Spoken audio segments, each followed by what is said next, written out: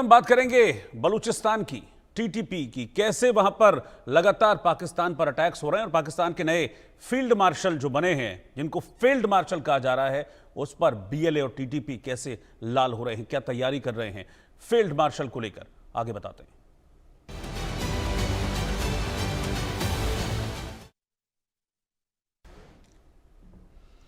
तो पाकिस्तान से बड़ी खबर यह है कि सिंध में इस वक्त जबरदस्त विरोध प्रदर्शन पाकिस्तान में देखने को मिल रहा है। सिंध में आप यह समझ लीजिए कि हालात ऐसे हैं कि पिछले कई दिनों से सरकार के खिलाफ बड़े पैमाने पर प्रोटेस्ट चल रहे हैं। सिंध के गृह मंत्री के घर को आग के हवाले कल कर दिया गया था। तस्वीरें हमने देखी थी, बड़ी जबरदस्त तस्वीरें थी, बड़ा जबरदस्त आक्रोश था उन तस्वीरों में, जहां पर सिंध के गृह मंत्री को आग के हवाले कर दिया था। जो विद्रोही थे वो गृह मंत्री के घर में घुस गए और तबाही मचा दी थी।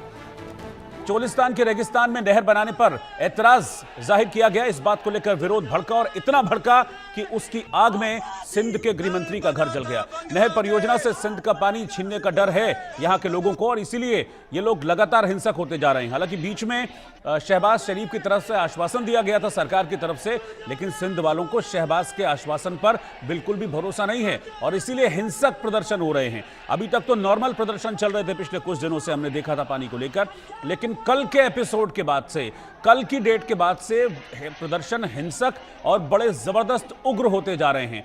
बड़ी नाराजगी देखी जा रही है सिंध में, पानी छीनने का डर है। दरअसल पिछले दिनों हमने देखा भी था, एक बड़ा प्रोटेस्ट इस पानी को लेकर हुआ था और उस दौरान जब पुलिस और पाकिस्तान की आर्मी उस प्रोटेस्ट को थामने के लिए आई थी तो डंडे मार मार के भगा दिया था पाकिस्तान की पुलिस और पाकिस्तान की आर्मी को। वो तस्वीरें हमने देखी थी। फिलहाल इन तस्वीरों को आप देखिए, गृह मंत्री का घर देखिए कैसे स्वाहा कर दिया गया, आग की लपटों में घिरा हुआ है ये सिंध के गृह मंत्री का घर। शहर शहर इस वक्त आगजनी की तस्वीरें सामने आ रही हैं। सड़कों पर विद्रोह भड़का हुआ है, हाथों में सिंधुस्तान और सिंधु देश के झंडे लेकर ये लोग उतरे हैं, प्रोटेस्ट कर रहे हैं। और पुलिस पर कैसे पथराव इन लोगों ने किया देखिए, जिसकी बात मैं कर रहा था ना, डंडे मार रहे हैं पुलिस वालों को।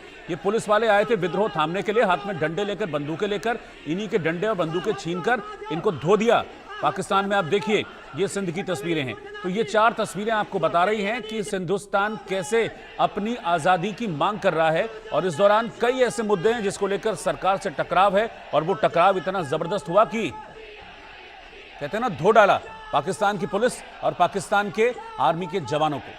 सिंध में जो जंग ये चल रही है, बेसिकली ये विरोध, ये प्रोटेस्ट पानी की वजह से सिंध में शुरू हुआ। पाकिस्तान ने सिंधु नदी से 6 नई नहरें बनाने की घोषणा की। 6 नहरें पंजाब, बलूचिस्तान और सिंध में बनाई जानी थी। सिंध प्रांत को पाकिस्तान सरकार की नीयत पर शक है। सिंध के हिस्से का पानी पंजाब ले जाने की साजिश का आरोप है। यानी कि आप समझिए कि भरोसा नहीं है।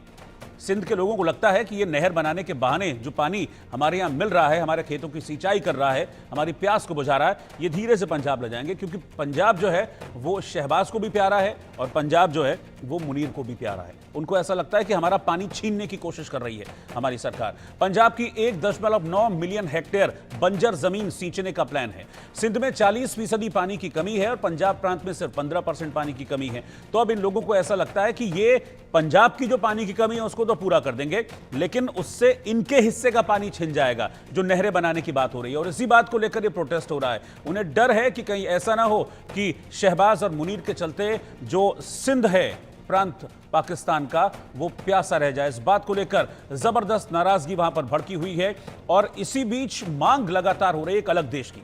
जैसे बलूचिस्तान मांग करता है, बलूचिस्तान कहता है कि भाई हमको अलग देश चाहिए, हमको नहीं रहना है पाकिस्तान के साथ। तो एग्जैक्टली यही मांग अब सिंधु प्रांत में भी हो रही है। सिंधु देश की वो लोग मांग कर रहे हैं। वो कह रहे हैं कि हम अब पाकिस्तान का हिस्सा नहीं रहना चाहते हैं, हमको अलग सिंध प्रांत चाहिए, हमको अलग सिंधु देश चाहिए, हमको सिंधुस्तान चाहिए। मेरे साथ दो खास मेहमान हैं इस वक्त। निपुण आलम बयान जी विदेश मामलों के जानकार हैं, वो इस वक्त साथ में हैं, और मेजर जनरल रिटायर्ड अनुज माथुर जी सीनियर डिफेंस एक्सपर्ट, वो भी साथ में हैं। आप दोनों का बहुत बहुत स्वागत है। जनरल माथुर, पहले मैं आपके पास आ रहा हूं। सिंध में जबरदस्त आग भड़की हुई है और ये आग पानी ने भड़काई हुई है। अब पानी से निकली हुई आग इतना भड़क गई है कि वो अलग देश की मांग कर रहे हैं। वहां पर पानी को लेकर प्रोटेस्ट हुआ, पुलिस वाले आए तो उन्हीं के डंडे छीन के उन्हीं की धुलाई कर दी। वहां पर इतना जबरदस्त आक्रोश है सिंध में। रोहित, मैं आपको थोड़ा सा अलग से बात बताना चाहता हूं सर, ये पानी ने जो आग पहले से लगी हुई थी उसको सिर्फ और भड़काया है। देखिए, जो वहां पर, मेरी आवाज ठीक आ रही है रोहित? सर आज बिल्कुल आवाज मिल रही है सर। हाँ, तो मैं ये कह रहा था कि जो पानी ने है आग को सिर्फ भड़काया है। ये आग इस तरह से लगी हुई है कि जब से पाकिस्तान वजूद में आया है तब से पंजाब के जो लोग हैं वो पूरे बाकी तमाम सूबों को डोमिनेट कर रहे हैं। आज की तारीख में मैं आपको कुछ स्टैटिस्टिक देता हूं कि 11% पंजाब का कंट्रीब्यूशन है जो कि उनके ओवरऑल पाकिस्तान में, और 73 से 74% जो एसेट जो है वो पाकिस्तान के पंजाब पे खर्च हो रहे जी। हैं। और वो लगातार इस बात का विरोध चल रहा है, चाहे वो बलोचिस्तान हो, चाहे वो खैबर पख्तूनख्वा हो, चाहे वो पीओजे के हो। उदाहरण पीओजे में जो जो नीलम या जिसको कृष्ण गंगा रिवर है उसका पानी उन्होंने डाइवर्ट कर दिया है। उसके बाद मंगला में जो डैम बना हुआ है, मंगला डैम से वहां पर इलेक्ट्रिसिटी बनती है, वो इलेक्ट्रिसिटी सारी की 90% से ज्यादा इलेक्ट्रिसिटी पंजाब में चली जाती है, फिर वहां से वो वापस आती है और 5-6 गुना दामों में पीओजेके के लोगों को वही इलेक्ट्रिसिटी खरीदनी पड़ती है। तो ये पूरा ओवरऑल जो जो सिस्टम है वो बहुत दिनों से ये सुबुगाहट है। और अब चूंकि उनको ये लग रहा है कि जो 6 नहर बनाना चाह रहे हैं, और वो 6 के 6 नहर मुझे लगता है चोलिस्तान की तरफ वो डाइवर्ट करेंगे जो कि सदर्न पंजाब का हिस्सा है, तो उनको लग रहा है कि हमारा पानी काट करके हमारे को पीने की पानी की समस्या है। देखिए ओवरऑल शॉर्टेज पानी की 40-50% सिंध में है और सिर्फ 10-12% पंजाब में है, और फिर वो भी वहां से इतना पानी और डाइवर्ट करके कर देंगे। तो मेरे को लगता है कि ये बहुत जेन्युइन उनकी। और दूसरी चीज मैं आपको बताता हूं कि जो पाकिस्तान पीपल्स पार्टी है उनकी एक साउथ छछूंदर जैसी गति होती नजर आ रही है, क्योंकि भुट्टो परिवार जो है उसका मेन स्टेज भुट्टो परिवार का सिंध है, और पाकिस्तान पीपल्स पार्टी भी सिंध। तो उनको भी कहीं ना कहीं ये दिखाना पड़ेगा कि वो सिंधियों के साथ हैं, सिंधियों का कॉज को समझते हैं और पंजाब के खिलाफ। तो वो एक मुझे लगता है ये जो कोalition की गवर्नमेंट है उसमें भी कोई इशू होने वाला है। लेकिन बिलावल भुट्टो ने बिल्कुल साफ शब्दों में इसको डिक्री किया है और उन्होंने कहा है कि ये आतंकवादी घटना है इस प्रकार की। लेकिन ये सिर्फ एक घटना है, ये बहुत ज्यादा फैल चुका है पूरे से। और जो लोग पहले जो सिंध प्रांत में जो सिंधु देश के मूवमेंट के साथ नहीं थे, वो भी मुझे लगता है कि इस पानी की समस्या के बाद उसमें से कुछ लोग ड्रिफ्ट होकर के और आजाद सिंधिस्तान के मूवमेंट में शामिल होने की संभावना है, क्योंकि उनको अब जब पता लगेगा कि उनका पानी लेकर के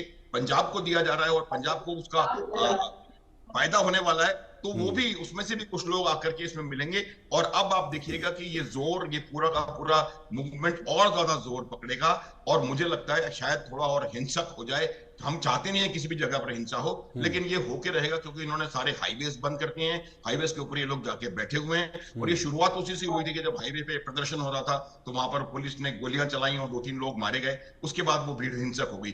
तो ये वहां पर होगा।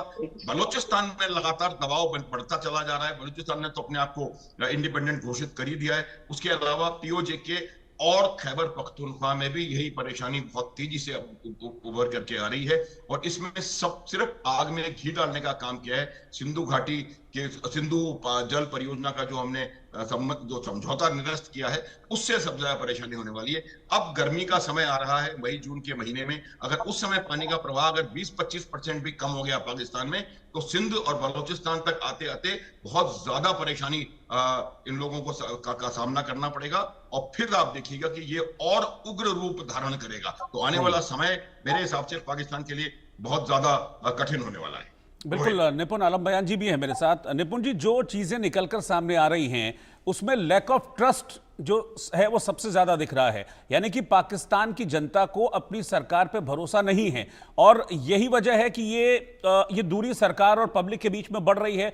अगर शहबाज समझाने की कोशिश कर रहे हैं कि भाई हम प्लान बना रहे हैं और ये आपकी भलाई के लिए, लेकिन पब्लिक को समझ में नहीं आ रहा, यानी कि लैक ऑफ ट्रस्ट है। मतलब आप ये देखिए कि पब्लिक को विश्वास ही नहीं है कि ये हमारा अच्छा करेंगे।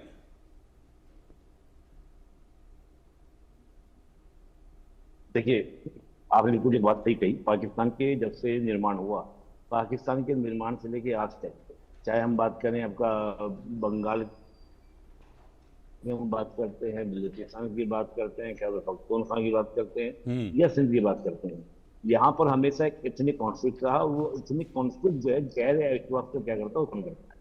बंगाल बनने का भी जो कारण था, यही तो कारण था कि जब मुजीबुर रहमान को चुनाव में पूरा आपको 100% सिंगल आपका पूरा बहुमत मिल गया था, तो तब ये कहा कि पंजाबी कैसे बंगालियों को कंट्रोल कर सकता है, ये बंगाली कैसे हमको चला सकते हैं, बंगाली हमको कैसे रूल कर सकते हैं।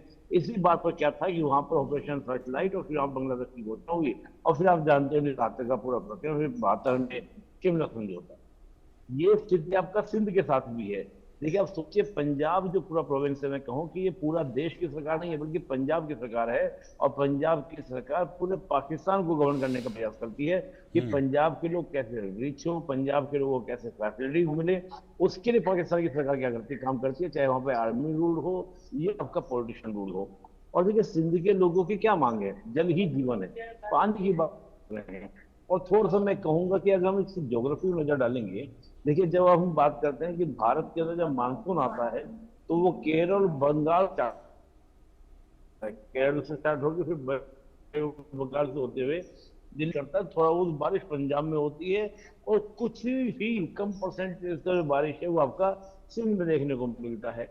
पिछले साल क्या हो, जब हम 2024 की बात करते हैं तो पहले के मुकाबले सिंध में बहुत कम बारिश थी।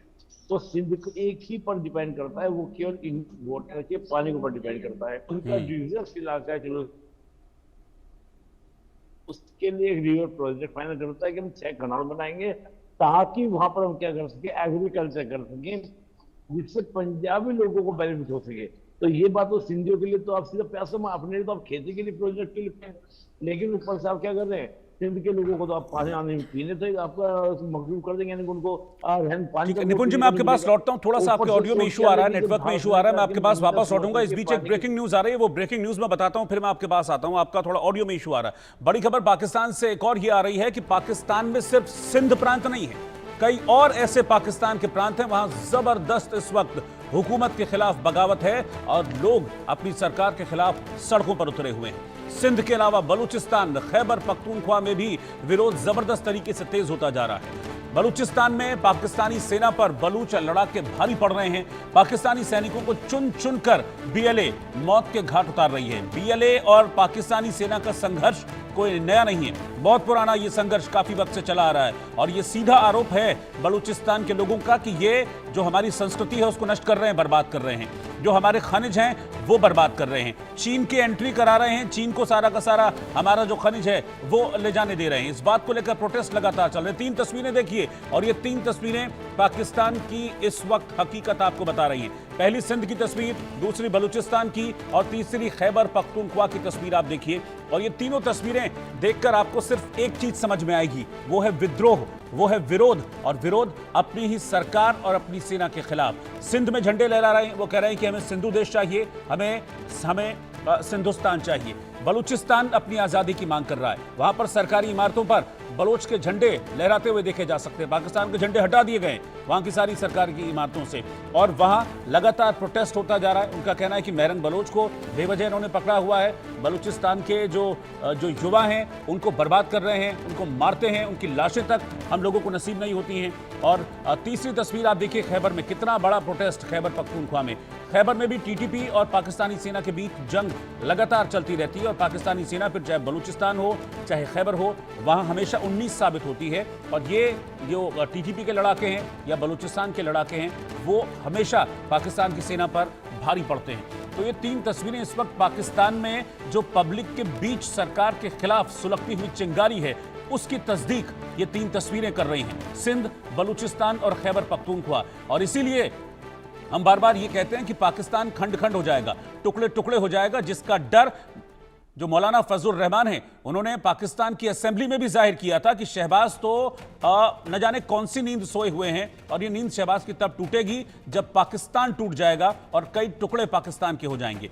और ये तस्वीरें इस वक्त मैं आपको दिखा रहा हूं और ये प्रोटेस्ट जो है वो इतना जबरदस्त है कि अब बड़ी आग इस प्रोटेस्ट में देखने को मिल रही है, जहां सरकार के खिलाफ जबरदस्त गुस्सा है। किन किन इलाकों में जो हिंसा है वो भड़की हुई है पाकिस्तान के, वो भी अब आप देख लीजिए। कराची में इस वक्त हिंसा है, इसके अलावा हैदराबाद, लरकाना, मीरपुर, सुक्कूर, जैकबाबाद, ये वो एरियाज हैं जहां पर जबरदस्त हिंसा है। और मैं एक चीज और आपको बताऊं कि कई एरियाज ऐसे हैं जो पाकिस्तान के सरकार के होल्ड में ही नहीं है, समझ रहे हैं आप, पाकिस्तानी सेना के होल्ड में ही नहीं है। यानी कि वहां पर चौकियां तो हैं पाकिस्तानी सेना की लेकिन उस पर बीएलए के लड़ाके बैठे हुए हैं, वहां पर चौकियां हैं पाकिस्तान की पुलिस की लेकिन वहां पर टीटीपी के लड़ाके बैठे हुए हैं।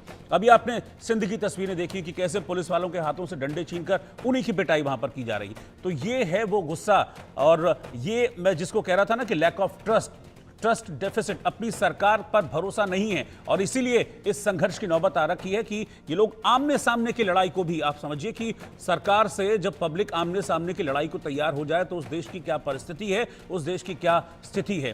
तो इस समय चाहे वो शहबाज हों या नए फील्ड मार्शल जो मौलाना मुनीर हैं, कोई भी इस प्रोटेस्ट को, इस अनरेस्ट को थाम नहीं पा रहा है। तो लगातार प्रोटेस्ट बढ़ रहा है, सिंध में भी, बलूचिस्तान में भी, टीटी में भी, टीटीपी जो खैबर पख्तूनख्वा है वहां भी टीटीपी इस समय एक जबरदस्त कहते हैं ना कि एक आंदोलन छेड़े हुई है सरकार के खिलाफ। जनरल माथुर के पास में चल रहा हूं। जनरल माथुर, एक तरफ से नहीं, हर तरफ से मतलब घिर चुका है पाकिस्तान, इधर बलूचिस्तान, उधर सिंध, इधर खैबर पख्तूनख्वा, उधर पीओके से भी आवाजें उठती हैं कि अब हमको आजादी चाहिए, हमको नहीं रहना पाकिस्तान के साथ। तो हर तरफ से पाकिस्तान से आजादी चाह रही है जनता, दरअसल वो आतंकवाद से आजादी चाहते हैं। हाँ रोहित, यही बात मैं थोड़ी देर पहले आपको बता रहा था। मैंने उदाहरण भी दिए आपको पीओजे के और टीटीपी के खैबर पख्तूनख्वा के।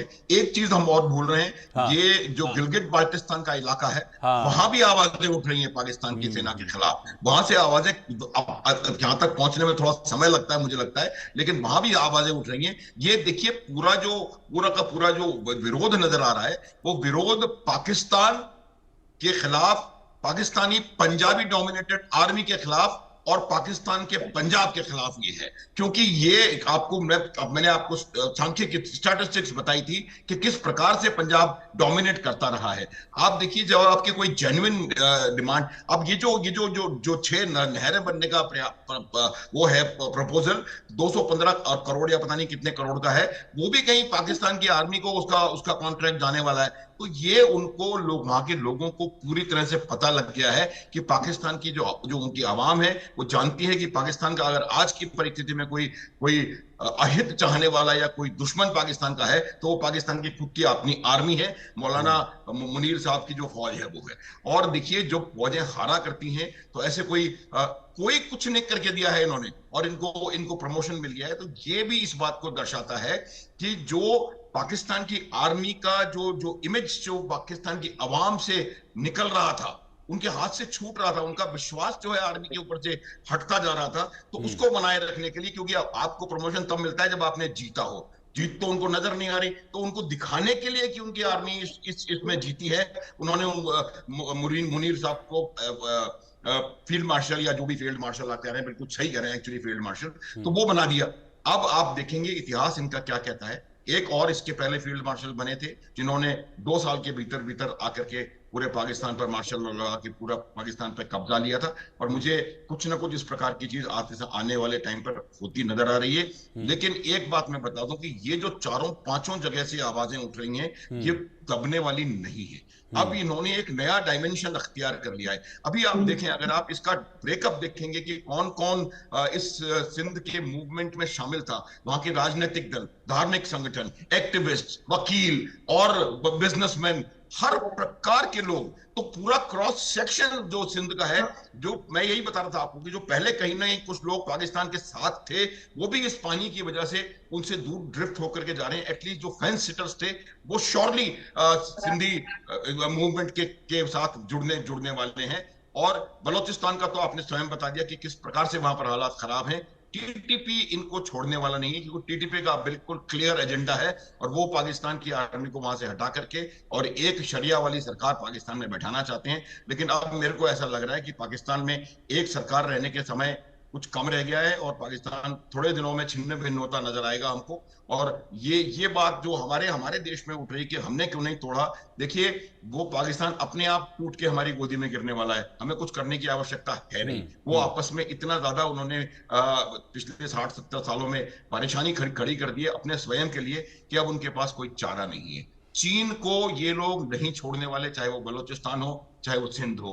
उनको जब आपके लोगों को, आवाम को ये लगना शुरू हो जाता है रोहित, कि वो उनका जो हक है, वो हक जा रहा है, देश से बाहर जा रहा है, पाकिस्तान में भी नहीं, पाकिस्तान के बाहर जा रहा है। 50% जो प्रॉफिट वो कमाया जा रहा है सीपीईसी से, वो 50% से ज्यादा प्रॉफिट वहां जा रहा है। जो सीपीईसी आपको रोजगार देने की गारंटी कर रही थी, वो तमाम रोजगार या तो पंजाबियों को गया है या चीनियों को गया है। कोई आपको कोई जो जो वस्तु स्थिति वहां बलोचिस्तान में बलोच लोगों की थी, उसमें कोई अंतर नहीं आया। वो वहीं का वहीं है, वहीं का वहीं भिखारी, वहीं का वहीं भूखा, वहीं का वहीं, उनकी डेवलपमेंट नहीं, कोई कुछ नहीं। सारा कंट्रीब्यूशन बलोचिस्तान का, और डेवलपमेंट के नाम पे कुछ नहीं, ना पढ़ाई ना लिखाई, ना ना कोई इंडस्ट्री, ना कोई रेलवे, कुछ भी वहां पर सही प्रकार से नहीं है। तो ये बहुत बहुत गहरी उनको ये बात समझ लग रही है। और अब मुझे लगता है कि बलोचिस्तान और सिंध,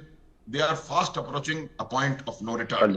रोहित, बिल्कुल, मैं निपुण जी के पास मैं चल रहा हूं। निपुण जी, लेकिन ये जो पाकिस्तान में पंजाबी वर्सेस अदर्स की जो ये खाई है, ये बोई भी तो इन्हीं की तरफ से गई है ना। वहां पर सिर्फ और सिर्फ पंजाबियों को अहमियत दी गई, चाहे बड़े पद हों या फिर पॉलिटिक्स में आगे बढ़ने के मौके हों, सिर्फ पंजाबियों के लिए। तो ये खाई तो इन्हीं लोगों ने मजबूत की है, और उसका आज फल ये लोग भोग रहे हैं, जब ऐसा लग रहा है कि अब ठीक है, एक पंजाबियों का देश अलग हो जाएगा और बाकी टुकड़े टुकड़े हो जाएंगे। आज तक एक भी पॉलिटिशियन, अगर हम पीएम की बात करें, वो पंजाब के अलावा किसी और प्रोविंस से नहीं बना है। हाँ, केवल सिंध का आप छोड़ दीजिए, भुट्टो परिवार का आप छोड़ दीजिए, भुट्टो परिवार के अलावा कोई भी इनका नहीं बना है। अगर आप बात करें जनरल्स की रोहित भाई, तो जनरल्स में एक भी सिंध का, बलूच का, खैबर पख्तूनख्वा यहाँ पे नहीं बना है। सब के सब आपके पंजाबी, चाहे वो मुनीर हो या इससे पहले जितने आपके रहे हो। आप पुलिस को देखें तो ये स्थिति। देखिए, पाकिस्तान एक राष्ट्र बना था कौम के आधार पर, लेकिन बनने के बाद इसका सबसे बड़ा संघर्ष क्या रहा कि हम राष्ट्र बने रहे, रीजन क्या था, कौम क्या था, फिर वो धर्म की बात करते रहे। लेकिन था क्या, यहाँ पर इतने कॉन्फ्लिक्ट इतने ज्यादा हैं कि जब मैं एक बात को बोलता हूं तो पाकिस्तान के बारे में हम लोग एक टर्मिनोलॉजी यूज करते हैं, बाल्कनाइजेशन। जैसे यूगोस्लाविया था, उसमें बहुत सारे एथनिक ग्रुप थे और वो एथनिक ग्रुप अलग अलग देशों में बट गए। तो वही बात आपका पाकिस्तान में होती हुई दिख रही है कि पाकिस्तान इतने सारे एथनिक ग्रुप को लेकर, जिनको उसने सही तरीके से सहभागिता नहीं दी, ना उनकी भाषा को, ना उनके कल्चर को, ना उनका राजनीति में भागीदारी दी, ना सामाजिक ना आर्थिक। उस वजह से क्या है कि पाकिस्तान धीरे धीरे उसी बाल्कनाइजेशन यानी कि टुकड़े होने के कगार पर, जिसमें आखिरी मैं ताबूत देख रहा हूँ। देखिए, आखिरी जो रीजन बनता है, दो रीजन बनते हैं किसी भी देश के टुकड़े के। पहला, उसकी इकोनॉमिकली इतनी कंडीशन खराब हो कि वो अपने देश की जनता को जो बेसिक नीड्स है वो पूरी ना कर पा रहा हो। और साथ ही हम देखें इसके अलावा कि जो आपका बेसिक नीड के अलावा हम देखें कि आपका जैसे पानी है, वाटर है, उसकी भी फैसिलिटीज क्या है वो प्रोवाइड ना करा पा रहा हो।